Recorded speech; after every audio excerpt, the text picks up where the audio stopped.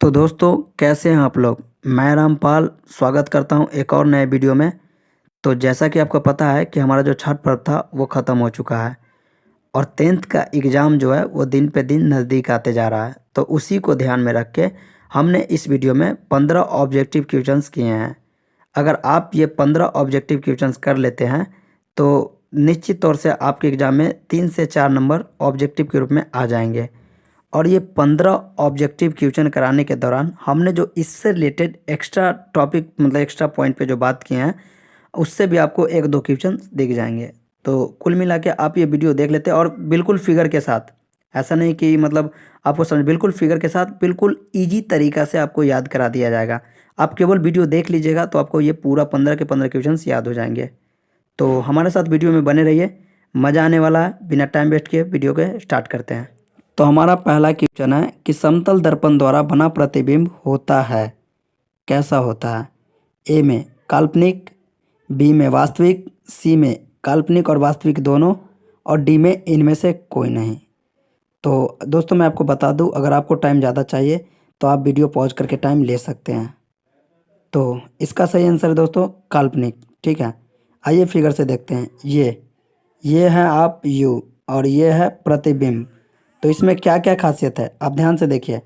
जितना मतलब वस्तु के मतलब दर्पण के आगे प्रतिबिंब वस्तु अगर रखा हुआ उतना ही दर्पण के पीछे प्रतिबिंब बनेगा।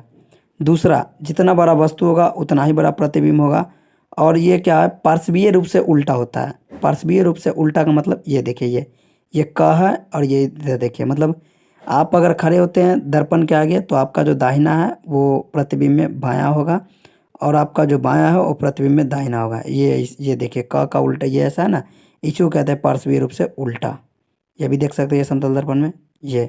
तो आप याद रखिएगा, हमेशा समतल दर्पण है वो काल्पनिक आभासी प्रतिबिंब बनाएगा, क्योंकि इस समतल दर्पण जो होता है प्रतिबिंब हमेशा दर्पण के पीछे बनता है। तो आप याद रखिएगा। अगला क्वेश्चन है, निकट दृष्टि दोष को दूर करने के लिए किस लेंस का व्यवहार होता है। ए में उत्तल, बी में अवतल, सी में बेलनाकार, या डी में इनमें से कोई नहीं। तो इसका जो सही उत्तर है वो है अवतल। हम ट्रिक से समझते हैं। नी अ दऊ, नी अ दऊ आप याद रखिएगा। नी अ दऊ यानी नी से निकट, और नी अ से अवतल यानी निकट दृष्टि दोष को दूर करने के लिए अवतल लेंस चाहिए। और दऊ, नी अ दऊ, दऊ से द से दूर और उसे उत्तल यानी दूर दृष्टि दोष को दूर करने के लिए उत्तल लेंस चाहिए।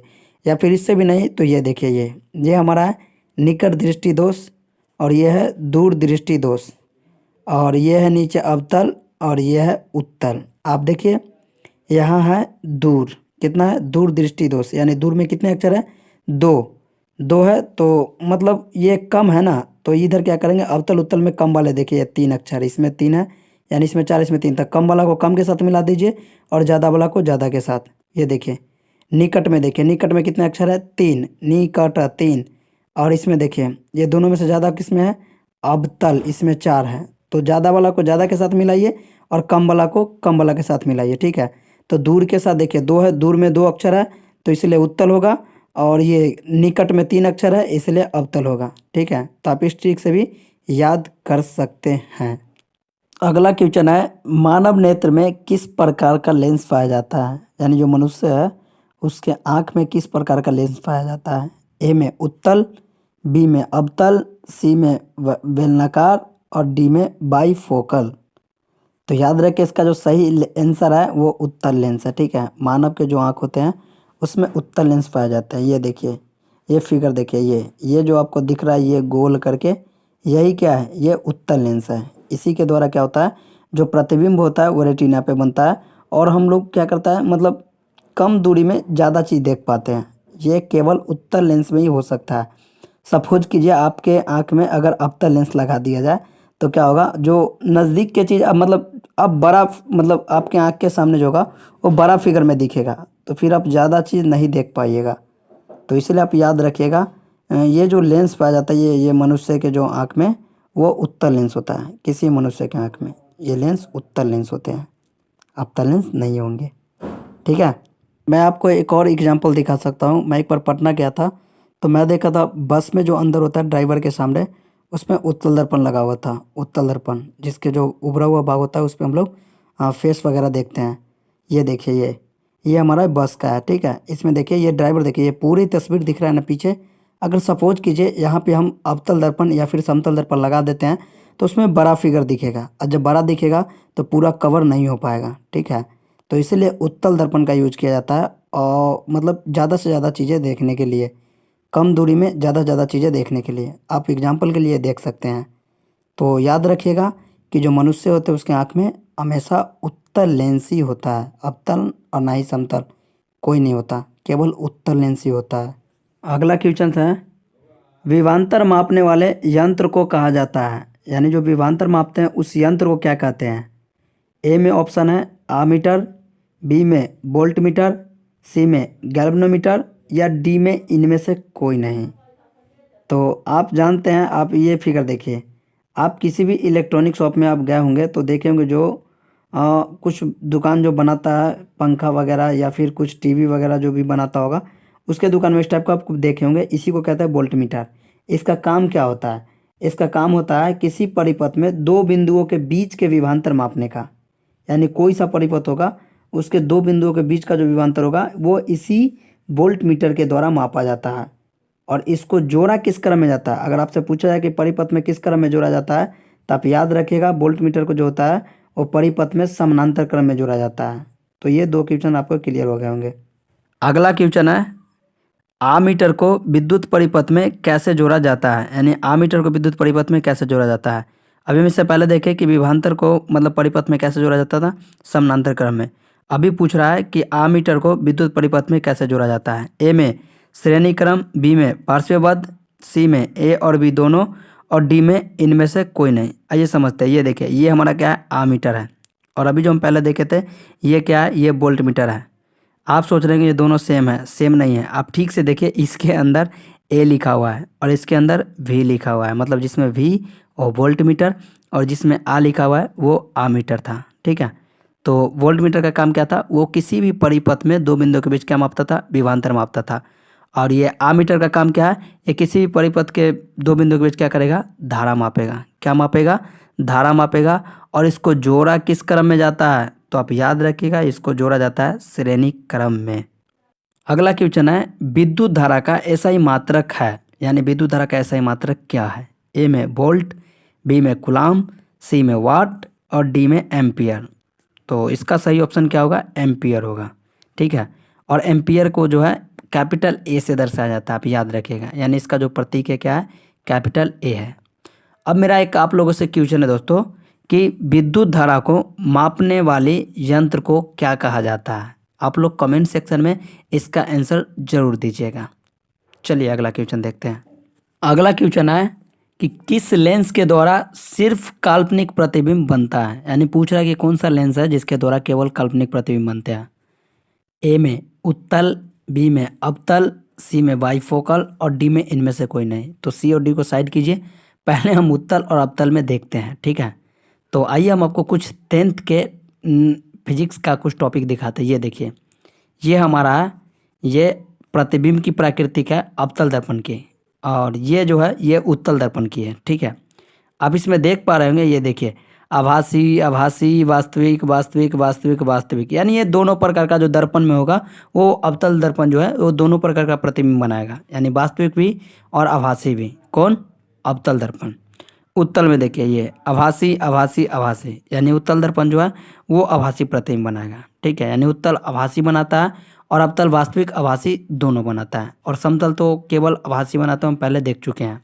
तो यहाँ समतल का चर्चा है नहीं, क्योंकि ऑप्शन में या तो उत्तल देगा तो समतल नहीं, समतल देगा तो उत्तल नहीं, ठीक है। लेकिन क्वेश्चंस में कह रहे हैं लेंस, यानी उत्तल लेंस या अवतल लेंस, तो यहाँ पर क्या होगा, उल्टा हो जाएगा। जैसे अगर बोलता दर्पण में तो क्या होता, उत्तल होता, लेकिन यहाँ क्या कह रहा है, लेंस कह रहा है, तो लेंस में उल्टा हो जाएगा, कौन सा, अवतल, याद रखिएगा। तो किस लेंस के द्वारा सिर्फ काल्पनिक प्रतिबिंब बनता है, तो वो है केवल अवतल लेंस, ठीक है।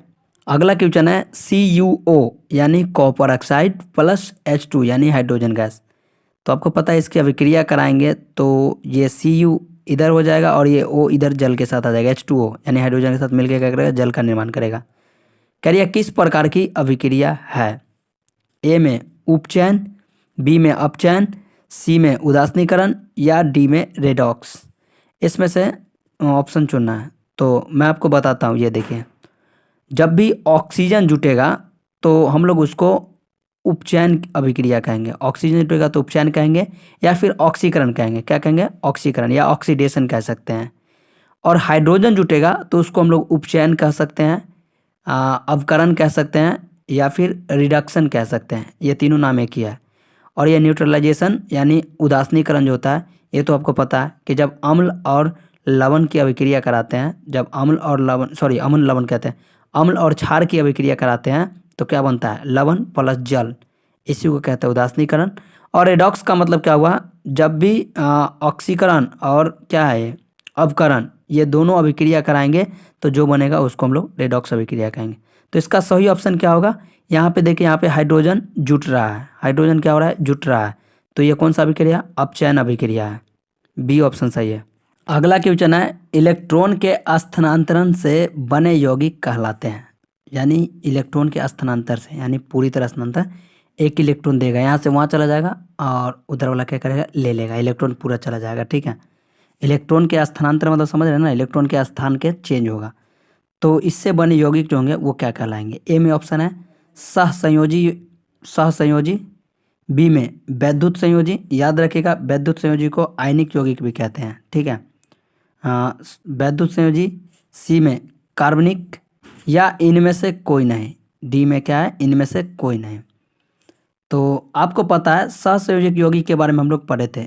कार्बनिक जो यौगिक था जैसे CH4 था, उसको हम लोग सहसंयोजक यौगिक, यानी वो लोग क्या करता है? इलेक्ट्रॉन के साझा करके बनाया था। हम इससे पिछले वीडियो में हम लोग देखे थे, आप जाके देख लीजिएगा। अगर वो वीडियो नहीं देखे हैं तो इस वीडियो के डिस्क्रिप्शन में मैं उसका लिंक दे दूंगा। तो सहसंयोजक यौगिक में क्या होता है? इलेक्ट्रॉन साझा करता है। सहसंयोजी मतलब एक तुम्हारा एक मेरा, और दोनों गोटा क्या करेंगे? साझा करेंगे। लेकिन इसमें क्या है? इलेक्ट्रॉन के पूर्णतः स्थानांतरण से कह रहा है, मतलब इलेक्ट्रॉन एक देगा और एक लेगा। ये तभी संभव होगा जब एक धातु और दूसरा अधातु, यानी एक देने वाला और दूसरा लेने वाला हो, तभी। तो जब भी ऐसे इलेक्ट्रॉन के स्थानांतर से बनेगा तो उसे कहेंगे आयनिक यौगिक। और ये पॉसिबल कब है? ये दो या दो से अधिक परमाणुओं के बीच इलेक्ट्रॉन के पूर्णतः स्थानांतर से बनेगा। जैसे NaCl, ये देखिए NaCl है, ये देखिए NaCl, Na पर कितना चार्ज होता है? इस पे +1 होता है, और ये Cl पे कितना होता है? -1 होता है। ठीक है, तो ये एक इलेक्ट्रॉन देगा इसको, और ये क्या करेगा? लेगा। तो इसके भी 8 पुर जाएंगे। ये देखिए आप, ये इसके ये है 2, 8 और ये 1, 11 में है। और इसका देखिए क्लोरीन कितने में है? 17 में है। 2, 8 और कितना हो जाएंगे? 7। तो इसको देखिए, इसको 8 पुराने के लिए 1 चाहिए, और इसको कितना चाहिए? 7 चाहिए। तो ये धातु है, देगा भाई 7 लेना संभव है, 1 दे देगा इसको। लो, इसके भी 8 पुर गए और इसके भी 8 पुर गए। तो इससे ऐसे यौगिक जो भी कंपाउंड बनेंगे, यौगिक मतलब बनेंगे, उसको हम लोग बोलेंगे आयनिक यौगिक। क्लियर है? तो इसका आंसर क्या होगा? बी सही होगा। ठीक है, विद्युत संयोजी या आयनिक एक ही नाम होते हैं। अगला क्वेश्चन है, पीतल उदाहरण है। पीतल उदाहरण है किसका? धातु का, अधातु का, मिश्र धातु का और उपधातु का। तो मैं आपको बता दूं, पीतल जो होता है वो तांबे और जस्ता से मिलकर बनता है। ठीक है, किस चीज़ से मिलकर बनता है? पीतल तांबे और जस्ता से मिलकर बनता है। इसलिए ये कभी भी ना तो धातु और ना ही अधातु कहलाएंगे। ये जो है मिश्र धातु है। ठीक है, क्या है? मिश्र धातु है। तो याद रखिएगा, इसका ऑप्शन सही क्या होगा? सी सही होगा, मिश्र धातु। पीतल क्या है? एक मिश्र धातु है। किसका किसका मिश्रण है? तो ये तांबे का और जस्ता का मिश्रण है। अगला क्वेश्चन है, कार्बन हाइड्रोजन से संयोग कर बनाता है। यानी कार्बन जो है हाइड्रोजन के साथ जुड़कर, संयोग मतलब जुड़कर क्या बनाता है? ए में आयनिक यौगिक, बी में हाइड्रोकार्बन, सी में हाइलोजन, हाइलोजन नहीं, वर्ग 17 के तत्व को हाइलोजन कहते हैं। क्लोरीन, फ्लोरीन, ब्रोमीन, आयोडीन, ये सब कुछ नहीं। अम्लराज, ऐसा कुछ है नहीं, ये इसमें कोई लॉजिक है ही नहीं। ठीक है, तो ये ए और बी पे ध्यान देते, तभी हम देखे थे आयनिक यौगिक जो है कौन बनाता था?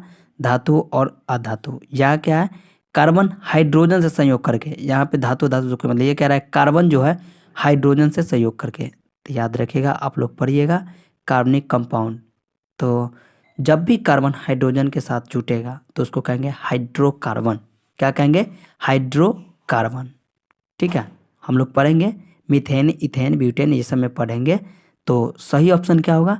इसका सही ऑप्शन क्या होगा? बी सही होगा, हाइड्रोकार्बन। यानी पढ़े थे ना अल्केन में कि वैसा हाइड्रोकार्बन जिसमें कार्बन कार्बन के बीच सिंगल बॉन्ड हो उसे अल्केन कहते हैं। लाएंगे इस पे वीडियो ज़्यादा, बहुत जल्द उस पर भी वीडियो लाएंगे। अगर आप लोग को जल्द चाहिए तो कमेंट में आप कमेंट कीजिएगा और जल्द हम लोग बना देंगे। तो इसका सही ऑप्शन क्या होगा? हाइड्रोकार्बन होगा। जब भी कार्बन हाइड्रोजन से सहयोग करेगा तो कौन सा बनेगा? कार्बन, हाइड्रोकार्बन बनेगा। क्लियर है? अगला क्वेश्चन है, आवर्त सारणी के प्रथम वर्ग के सदस्य है। यानी कह रहा है, एस ब्लॉक की बात कर रहा है, कह रहा है आवर्त सारणी के प्रथम वर्ग के सदस्य है। क्या है? ए में है अम्लीय धातु, बी में है क्षारीय धातु, सी में है अक्रिय गैस और डी में है मिश्र धातु। यहाँ पे आपको पता है अक्रिय गैस और मिश्र धातु से कोई मतलब है नहीं, ये एक अलग है। वर्ग 18 से कोई मतलब नहीं, मिश्र धातु से कोई मतलब नहीं है। तो मतलब अम्लीय धातु और क्षारीय धातु, इसमें हमको कन्फ्यूजन है। ठीक है, तो आप एक पॉइंट नोट या मतलब एक नोट में आप लिख लीजिएगा कि जो अधातु के ऑक्साइड होते हैं वो अम्लीय प्रकृति के होते हैं और जो धातु के ऑक्साइड होते हैं वो क्षारीय प्रवृत्ति के होते हैं। तो आप यहाँ लिख सकते हैं। ठीक है, ये आप लिख लीजिएगा कि धातु के ऑक्साइड जो होंगे वो क्या होगा? क्षारीय प्रवृत्ति के होंगे, यानी क्षारीय धातु कहलाएंगे। और ये जो भी sodium, potassium, rubidium, caesium, potassium जो भी है, लिथियम, ये अधिक सक्रिय तत्व है। मतलब ये बहुत ज़्यादा क्रियाशील धातु है। अगर बाहर छोड़ देंगे तो तुरंत अभिक्रिया कर लेगा। और ये क्या करता है?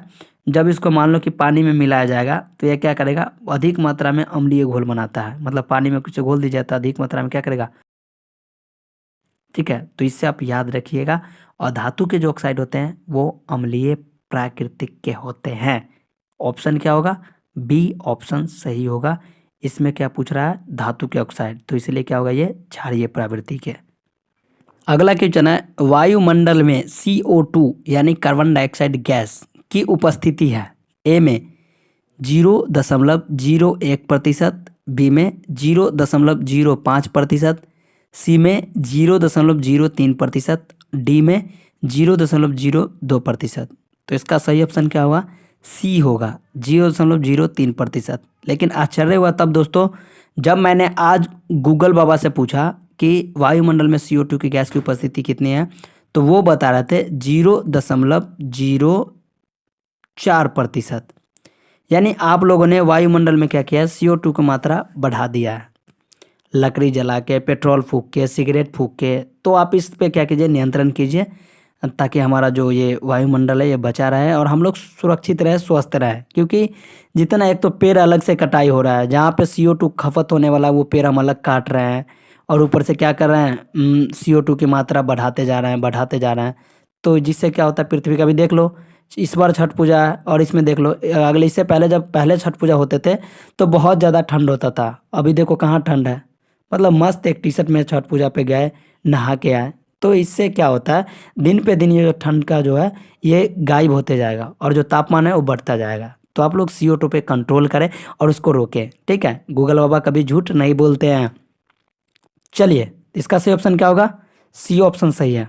अगला क्वेश्चन है, NaOH यानी सोडियम हाइड्रोक्साइड क्या है ये? ए में अम्ल, बी में क्षार, सी में लवण, डी में इनमें से कोई नहीं। तो आपको पता है क्षार जो होता है उसको हम अगर पानी में घोलेंगे तो क्या देगा? OH- देगा। और अभी हम कुछ देर पहले पढ़े हैं कि धातु के जो ऑक्साइड होते हैं वो किस प्रवृत्ति के होते हैं? क्षारीय प्रवृत्ति के होते हैं। ठीक है, तो ये धातु है, इसके साथ OH है यानी सोडियम हाइड्रोक्साइड। तो आप याद रखिएगा ये किस प्रवृत्ति के होंगे? क्षारीय प्रवृत्ति के होंगे। ठीक है, जिसमें OH होगा लगभग क्षारीय प्रवृत्ति के होंगे। ठीक है, क्षारीय होगा, क्षार। तो आपको पता है क्षार होता है स्वाद में कड़वा, अम्ल होते हैं खट्टा, नॉर्मल सी बात है।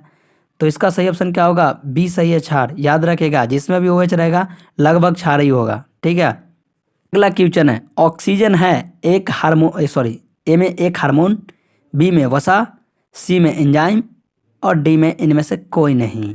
यानी ऑक्सीजन तो गैस है, तो ना ही ये हार्मोन हो सकता है, ना ही ये वसा हो सकता है और ना ही ये पेट में पचाने वाला कोई एंजाइम हो सकता है। तो ऑप्शन नंबर डी सही होगा, इनमें से कोई नहीं।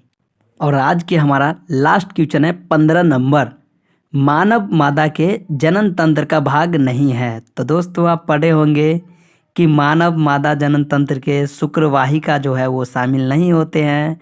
आपके गुरुजी पढ़ाए होंगे। तो फिर मानव मादा जनन तंत्र के अंग कौन कौन से होते हैं? अंडाशय होते हैं, गर्भाशय होते हैं, डिंबवाहिनी होते हैं और योनि होते हैं। ये सब क्या है? मादा जनन तंत्र के अंग होते हैं। तो सही ऑप्शन क्या होगा इसमें? ये होगा सी ऑप्शन सही होगा, शुक्रवाहिका। ये नहीं है, क्या है? ये मानव मादा जनन तंत्र के अंग में शामिल नहीं होगा। क्लियर है? तो दोस्तों आप लोग कमेंट सेक्शन में कमेंट करके ज़रूर बताइएगा कि वीडियो आपको कितना अच्छा लगा और आप कितने क्वेश्चन सही कर पाए हैं। ठीक है, और इसी तरह के वीडियो देखने के लिए हमारे चैनल को सब्सक्राइब करें और अपने दोस्तों तक भेज दें ताकि वो भी अच्छे नंबर से आगे first division, second division, third division कर सके। तो चलिए मिलते हैं नेक्स्ट वीडियो में, तब तक के लिए टाटा बाय बाय।